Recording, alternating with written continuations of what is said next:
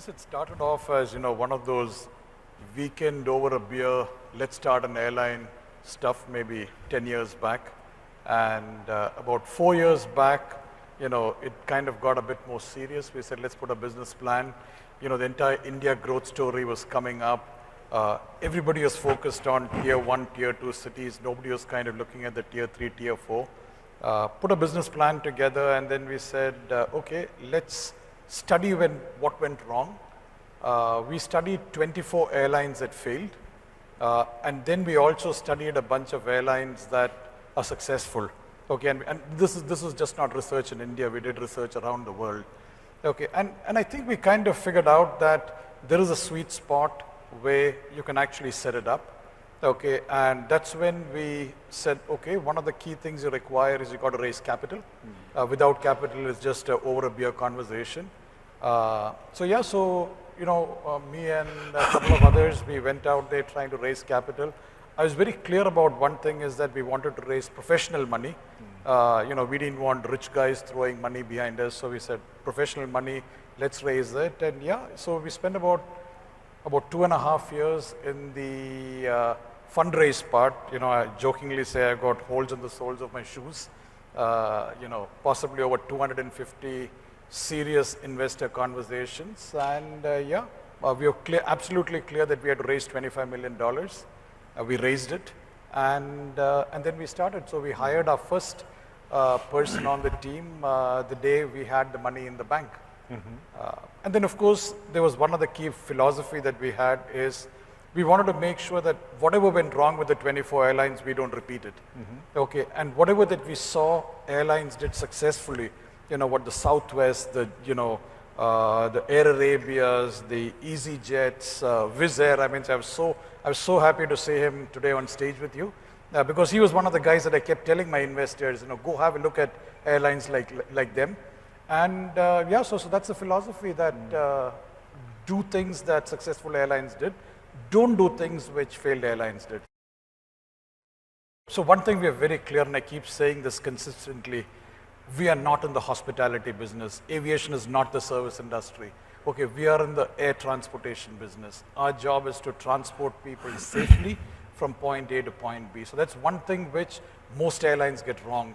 The focus is on the lobster, the caviar, the seat pitch, and all of that stuff.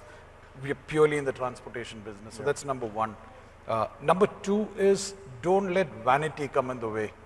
Oh, I need to fly to this city because I was born in that city. Or, I need to go there because my mama told me that, there's money out there. One has to be very clear that vanity will always bring an airline down. Okay, that's the second one. The third one, which we learned with airlines that went down, is no focus on cost leadership. And I'll put the corollary. Successful airlines are absolutely anal about costs. Okay, it's cost every single, and again, I just say, I spent 2.5 years raising 200 crores. Okay, I'm not going to burn that money just like that because I know the value of that money. Correct? So cost leadership is extremely, extremely critical. And the last one, again, I know I'm going to sound very contrarian. Concepts like CASK and RASH should be thrown out of the window. Okay, it really needs to come down to tail revenue, tail costs. What does it cost to operate a tail in a given day? What is the revenue you can make out of it? And what we learned in 4th standard mathematics, okay, selling price minus cost price. If it is positive, it's profit. If it's negative, it is, So I know I'm sounding a bit contrarian on this couple, but those are some of the philosophies. So there is, again, we thought contrarian couple. Typically, when pilots get to the age of about 40, 45, okay, they are sick and tired of long hauls. They're sick and tired of night hauls. They're sick and tired of deadheading. Okay, the network strategy that we are building, we bring our crew back home every day. You operate 4 flights, come back to base. You take the bird, start her up, fly her 4 sectors, bring her back. Okay, so most of our pilots fall in that category. I've got pilots who've flown for Emirates who joined me. I've got 4 pilots who come to me from Indigo. I've got pilots who come from Air India. Okay, and these are pilots who come because they want the lifestyle. Number 2 is Goa is a great destination for them to live. Okay, so yes, the young kids want to fly the bigger and bigger jets. But once they get to that particular age, they realize that, you know, it's, it kind of goes the other way around. So when we started off, one of the first things we clearly said is that if you're an aviator, come fly for us. If you're a pilot, don't come fly for us. And I think it's worked. So we've not really had an issue. Also, we are picking up a very young first officer pipeline. So they typically, till they get command, they want to be with an airline. Yeah. Okay, so that's a strategy, and we are inducting 6 aircrafts a year. So, you know, we're not doing anything in a hurry. You know, sometimes, you know, one gets stuck into this penny-wise, pound-foolish thing of saying, oh, you know, if it's a private airport, you know, this costs more, that costs more. I think that's really not the way we're looking at it. We are looking at it from a business perspective. Who can give me the ability to park 6 to 10 aircrafts over the next 2 years? Okay, because that's how I'll grow my business. Because eventually, if I've got my birds parked in a particular home, correct? It's my responsibility to fly the planes and make money, correct? If I do 8 flights a day with my bird, if I can now make it 10, whatever the additional airport cost is there, it kind of gets defrayed.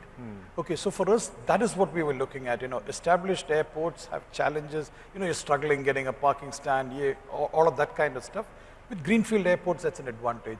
Yes, it is more expensive, and I don't think we spend any time trying to negotiate better deals out of airports.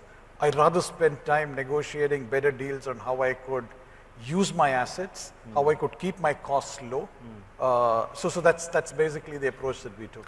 Yes. So one of the things that we did is I didn't beat an Excel sheet to, you know, create the numbers. We said, listen, we first have to establish something. So we said, okay, 6 aircrafts a year, 5 years, 32 aircrafts is a good plan. Now, the beauty about this plan is that you can very quickly scale up and ramp up if you want. Okay. So that's again an absolutely open thing. So we've had investors, you know, before Convergent came in, we had investors who told us, you know, your business plan is too conservative. You know, we want you to create a 100 aircraft plan. And we said, no, we're going to create a 32 aircraft plan. You want to invest, you invest.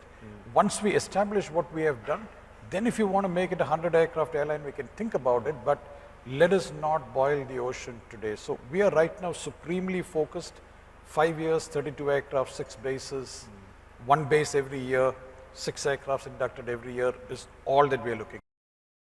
There would absolutely be competition, and I think once they see us successful and they see us doing what it is, you know, it's always the first person has to go through all the hardship, post which, you know, it's cut, copy, paste. But still, let me tell you one thing, entrepreneurship is all about execution. Okay, strategy anybody can write. I'll tell you my business plan, I mean, anybody can write a business plan. In fact, I distributed my business plan freely to everybody. I said, take the business plan. I have not got a copy. Right, no, I'll send you a copy. Okay, no issue. We do a lot of case studies, so it will be good. But I think it's eventually about getting the right domain knowledge. It's about getting the right team. It's about executing. You know, execution is what makes all the difference between success and failure. Theory, strategy, a lot of people can do, correct? But it's really about executing. I mean, say like, for example, CAPA, you guys give such wonderful consulting reports. I've read a lot of your reports. I'm a huge fan of your reports. Okay, but till you don't get somebody executing that report. Absolutely. Correct? And executing it perfectly, you know, that's the differentiator.